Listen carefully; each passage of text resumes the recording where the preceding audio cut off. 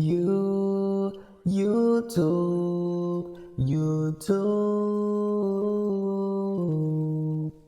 What's good with y'all? It's your boy Peeps, back with another YouTube MK1 banger.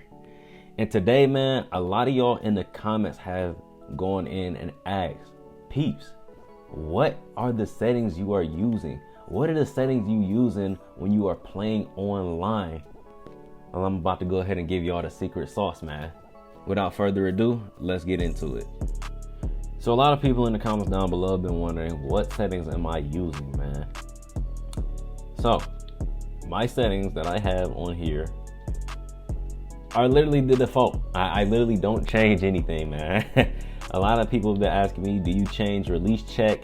Do you change all the, no, I don't mess with any of these, you guys. My controls are actually the day one basic controls. But sometimes I do like to change the input window to medium timing instead of long. I would say if you do not know what you're doing and you are starting off the game and this is like your first or second MK, I would recommend going long. If you know what you're doing and you like your combos to be a little bit more fluent than what they actually are, then I would say go medium timing. Quite honestly, it all depends on what character you're using. Anytime I'm using Melina, I do like to use medium because it just flows better and it's a whole lot easier for me to hit certain moves. Now, release check, a lot of people saying like they like a release check off. Me personally, I don't feel a difference if it's off or on. Quite honestly, I would say keep it off. The release check doesn't really, I don't know, it doesn't really do much for me, quite honestly. I guess it's supposed to be like more flexible for the special moves when you're executing them, and then once you release the button, that's when it's executed. But I literally just click the button. Honestly, if you don't want to mess up your combo, I would say just keep it off.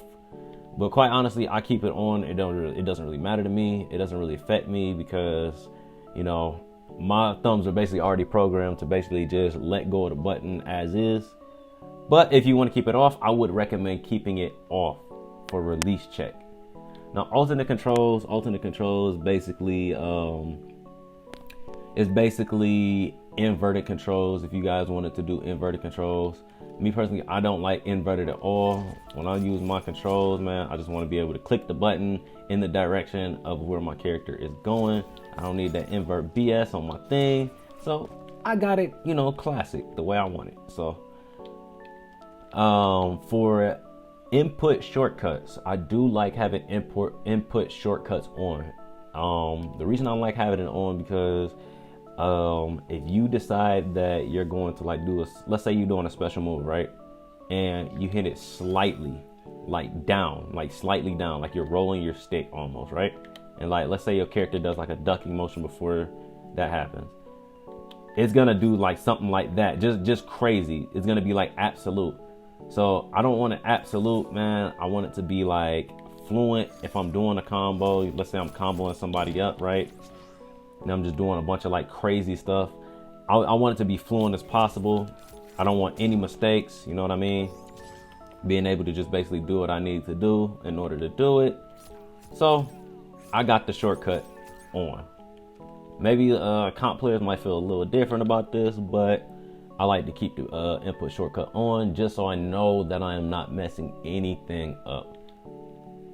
For button shortcut, let me see. Button shortcut, I actually have button shortcut off. Quite literally, I don't know. I normally push like the back trigger whenever I do like my throws and stuff. So I normally keep that off. But like, let's say you're doing one of these combos, you know, where it requires you to grab or something like that.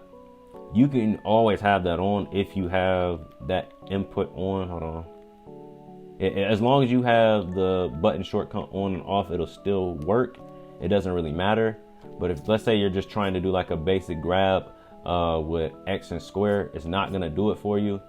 If you like pushing X and square, you know, by all means keep that on. But I like clicking L1 on PlayStation and it just makes it simpler to grab people. I feel like sometimes whenever I click through those two inputs, it doesn't work. So me personally, I'm going with the L1. And last but not least, controller vibration. Leave controller vibration on. Do not touch controller vibration. I am telling y'all this now.